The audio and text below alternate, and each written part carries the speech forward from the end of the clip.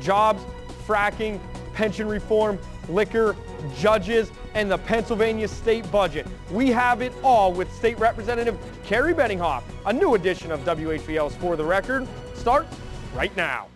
The Commonwealth's attorneys and I have concluded that the NCAA sanctions were overreaching and unlawful. Someone's got to develop a product that you and I, as a consumer, are going to want to buy. The country needs a comprehensive energy plan. Good morning and welcome to this edition of For the Record. Joining us this morning is the representative from the 171st District in Pennsylvania, Representative Kerry Benninghoff. Representative, thank you so much for being here. Appreciate you having us. Mr. Benninghoff, let's get started with the economy. That's always a hot topic no matter what time of the year we're in. And Governor Rick Scott from Florida, a couple weeks ago, made the trek up to Pennsylvania, said he was going to steal Pennsylvanians' jobs, businesses away from Pennsylvania and therefore jobs. You responded with a little bit of a mini tour and a tour that's going to go on statewide, hosting, talking to business executives about what we have to do to keep those jobs in Pennsylvania. How did that go? Very good, actually. We got some great information. Part of the goal as the House Policy Committee is to not only learn what we can do better in the Commonwealth, but to learn things that we are doing well. As you may not know, at the end of this year, we will be finally phasing out the capital stock and franchise tax. Pennsylvania is plagued with the fact of being one of two states that still does two taxes on business, what we call a dual tax state. And that makes us very unattractive for businesses that are looking to come to Pennsylvania. They see that. Getting taxed on the corporate level twice, they don't even look at it a second time. So we're very excited about trying to phase that out. Finally, that started under Governor Ridge, and we hope that Governor Wolf will follow lead and allow that to phase out at the end of this year. Now, you are the chairman of the House Majority Policy Committee. Correct. What exactly does that committee do besides, figure out where pretty much the traffic cop of being in the House? Well, there are voting committees called standing committees, which I am not. The policy committee does not take a vote, but we have official members. I call them deputy chairs, and we travel throughout the state trying to be fact finders, gathering information, promoting policy that maybe our caucus is moving on, counterbalancing policy that we may not necessarily agree with in the minority party. But for the most part, we are trying to better educate the public about what is going on in the state legislature, better attract ideas from them, because really the reality is not all legislation comes from a legislator. Sometimes it's suggestions by people who work in the manufacturing world or work in the teaching world or have had to apply one of our state statutes that just aren't effective anymore. And it is important for us to talk to those people that are on the front lines. When you were talking to the business leaders, did you get a sense that they even took the governor seriously when he was up here? Well, it wasn't a matter of being as fearful about what Governor Scott was doing. They were more concerned about a proposed budget that was coming out of our own governor and the idea of raising taxes significantly. A lot of the businesses in Pennsylvania are not major corporations. They're small subchapter S corporations, businesses that pay a personal income tax and not a corporate net income tax, and they are very concerned when you raise the personal income tax. It's not just on individuals, but on their businesses. And any increased cost means less employees that they can hire and less pay raises they can give to their current employees. And they look at that as a deterrent to growing their own businesses domestically. Diving into Governor Wolf's proposed budget a little bit, what were some of the things that you may have liked that were in the budget, and what were some of those things you were just like, whoa, yeah, not at all? Well, I think Governor Wolf is trying to be a little bit energizing for Pennsylvania. As we know, he served as a former Secretary of Budget. Two of the things that I liked best in the budget was the fact that he's looking to lower the corporate net income tax and hold true to our capital stock and franchise phase out. That's a very strong message. Hopefully it counterbalances something like Governor Scott is trying to do in mining jobs out of Pennsylvania. It's also attractive to trying to bring other businesses here in Pennsylvania. How do you see currently the state of business in Pennsylvania as if no changes were to happen? Well, I have never subscribed to the thought that because July 1 rolls in, you automatically have to spend more money than you did on June 30th. Budgeting is one of the biggest things we have to do on an annual basis. The numbers are better than they had been, and we're anticipating the end-of-year revenues to probably be about $1.3 billion down. $1 billion is a lot of money. I know the governor's administration is talking about 2.3.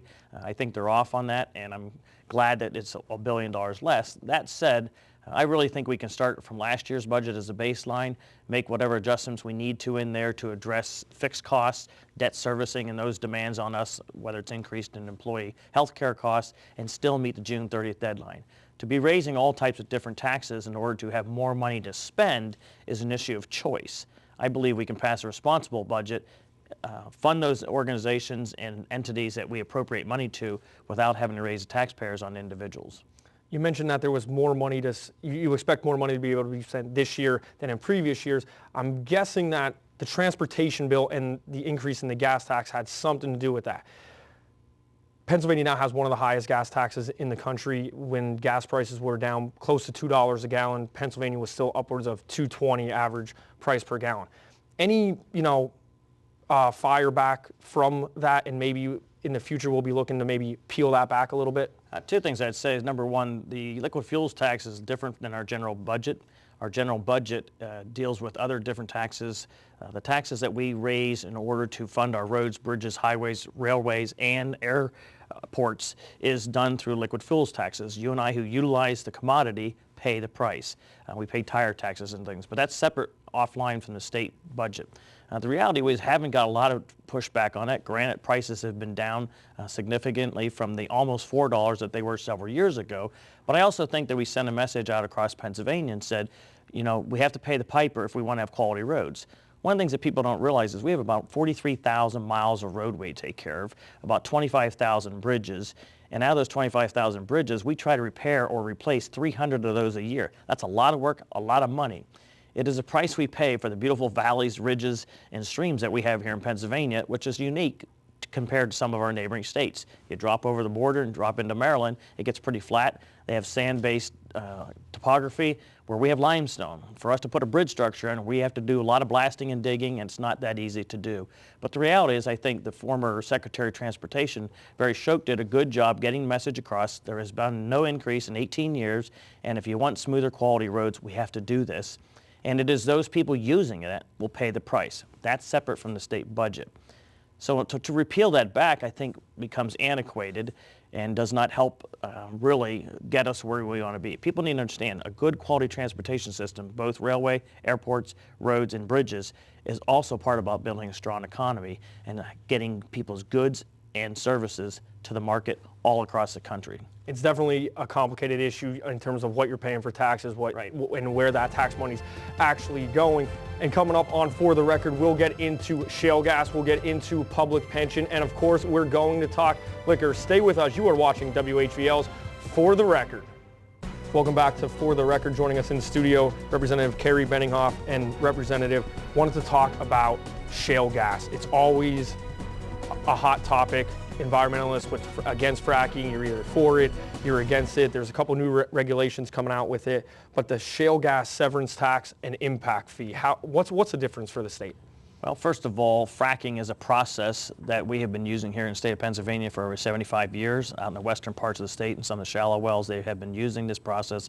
It basically allows us to fracture the rocks to release the gas. The difference now is we're doing it with a lot more oversight and regulations. Every well site that's drilled has to have 6 layers of protection, 3 layers of concrete, 3 layers of steel. That is generally down a mile below the water level. And so we are being very environmentally friendly about this. But the reality is we are all benefactors already.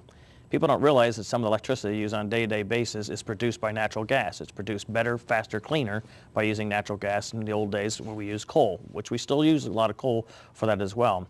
So I think as consumers, we need to decide, do we want to still keep our house at 72 degrees? We still want to enjoy air conditioning? Because at the end of the day, we have to have some kind of energy source to do that. And more importantly, do we want to pay Americans, Pennsylvanians to harvest what we have, or do we want to pay Saudi Arabia, Venezuela, Russia, and other countries who may not be as friendly to the United States? For me, that's the bottom line. Several years ago, my finance committee, we passed something called the impact fee. It is a tax on the gas industries. Whether you want to call it a fee or not, Governor Corbett preferred to call it a fee versus a tax, but it is a tax that equates to about 3% on the production of the natural gas. But more importantly, through the travels we did across the Commonwealth, many of the local communities said, if you're going to put a tax on there, we want something that's going to be local. We want to get some reimbursement local. And so through that local impact fee tax, the money stayed in the local communities, in addition to some of the money going into Harrisburg.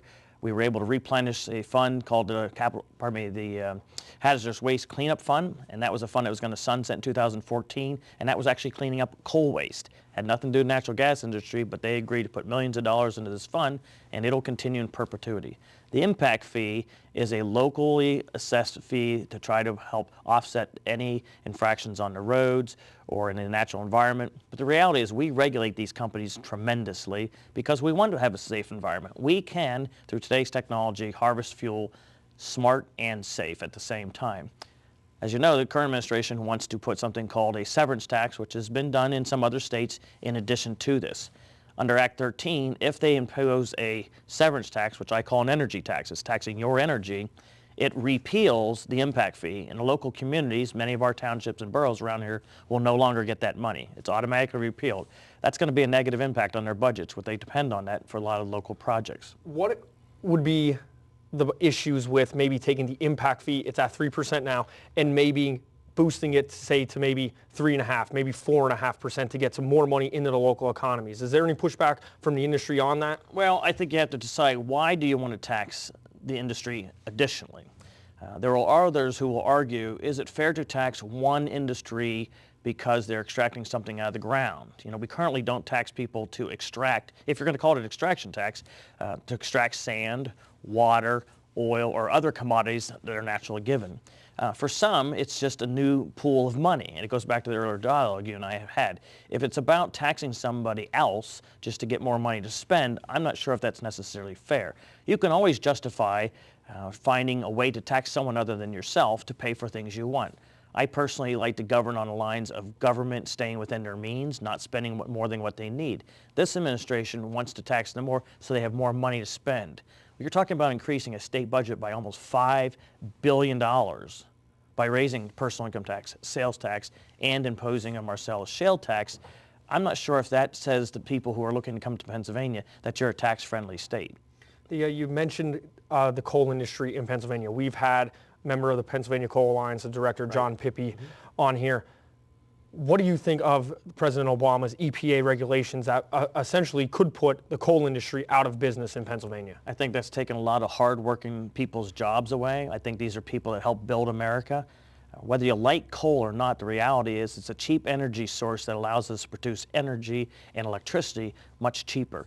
We have better scrubbers and cleaners than we've ever had in these power plants that use this stuff, and we are being much more environmentally protective both in the burning and the extraction of this material. The reality is the United States is shipping about 25% of their coal production to China. China has zero regulations on this stuff, and they burn it up right and left. There is no natural or artificial barrier between the borders of Japan and the rest of the world that's going to keep their pollution located just in their own country.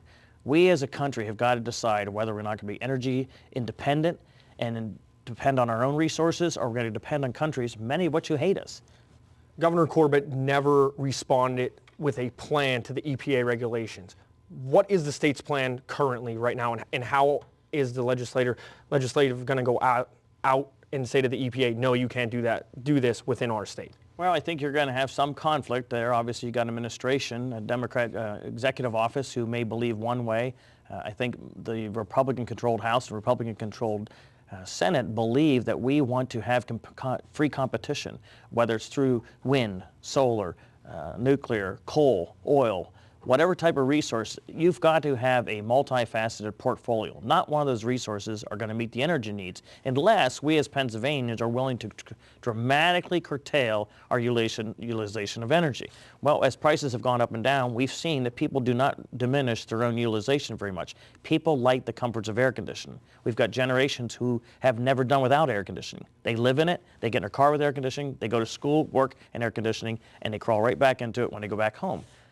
The reality is we can do it better and smarter. I think it's about putting a smart energy portfolio together, and putting additional energy taxes on any company. Your listeners need to understand that's an energy tax on you. Companies don't pay the tax directly. It's all passed on to consumers, just like any other product that's sold. Doing it better and smarter, we could say that about a lot of things. Two of those things are pension reform and liquor in the state. And I know we can't cover all this in a 30-minute show, but let's just dive into pension a little bit. Well, the reality is the pension system for government employees was generally a little bit better than what the average person saw in the private sector many years ago when government salaries were not as competitive. Today, government salaries are pretty competitive, actually pretty lucrative. in addition to a good type of pension. The reality is we cannot be doing a 20th century model in the 21st century. Pension reform sure to be a hot topic. We'll get into that a little bit later on For the Record. We'll also get into liquor bills that are in the Senate and in the House as well. And we'll talk about a project that Representative Benninghoff is very dear to his heart. You're watching WHVL's For the Record. Welcome back to WHVL's For the Record. State Representative Kerry Benninghoff in the studio. We're about to continue with our topic about pension reform, and Representative Benninghoff, that's such a topic. One of the things that people always say is, well, shrink the state government. Get rid of some of the senators, get rid of some of the representatives, and that'll cause anything. But it's deeper than that. That might be a step, but there's a lot more levels to it. And I have no problem with that. As you know, former Speaker Sam Smith had put several bills in to reduce the size of the legislature. Ironically, as you know, I talked off camera. At one time, the legislature, the House, was actually larger. But you're talking about 253 employees, whether they're senators or House members. We need to be consolidating state government in general. The House Republicans have tried to do that significant in the last several years. We've reduced our own payroll by millions of dollars. We took some outside services and printing and some other things and brought them in-house. We're trying to not be backfilling jobs when we don't need to. But I believe government at all levels has a responsibility to reduce their costs and try to be as efficient as possible. Bottom line, whether it's schools, whether it's local government or county or federal or state, it's all taxpayer money. Government never spends a dollar they don't take from you first. So, you know, the pensions is one area of that, but the reality, our state budget, less than 1% of the entire state budget is the legislature. So we'd have to look all across the board. I know you guys take the majority of the heat when it comes to this topic, but there is a level of government that is kind of shielded that I just don't think the public knows a lot about, and that is the judicial branch. Correct. What is their total cost on the pension reform and things like that? Well, the reality is there's 253 legislators and there's hundreds and hundreds of judges all across the Commonwealth. And so they have a larger multiplier. They have the highest in the state. As you know, through the Act 9 rollback that we did trying to reduce some of the costs in our first step at pension reform, the multiplier was removed from 2.5% back to 2%. The judges stay at 4%. So they get 2 times as much of a pension multiplier at the time of their retirement. If they work 10 years, they get 40% of their income. So we need collectively to be looking at all aspects of government. I think they need to be participatory. Unfortunately, former Supreme Court justices have ruled that they are exempt and that they can't be part of any reform, which I think is silly. And they use the disguise of being while still in the service. Well, I believe anytime you're up for re-election, you are a member-elect, whether judge or a House member, and that would be a time that you could do that. And for any new employees, whether elected judges or elected person at PennDOT or whatever else, we have to go prospectively forward under a new system. The DB system is going to sink under its own weight, and it's not fair to those people that are not in the public sector retirement system because they have to pay more to put in their own retirement system and to subsidize ours. That's not fair.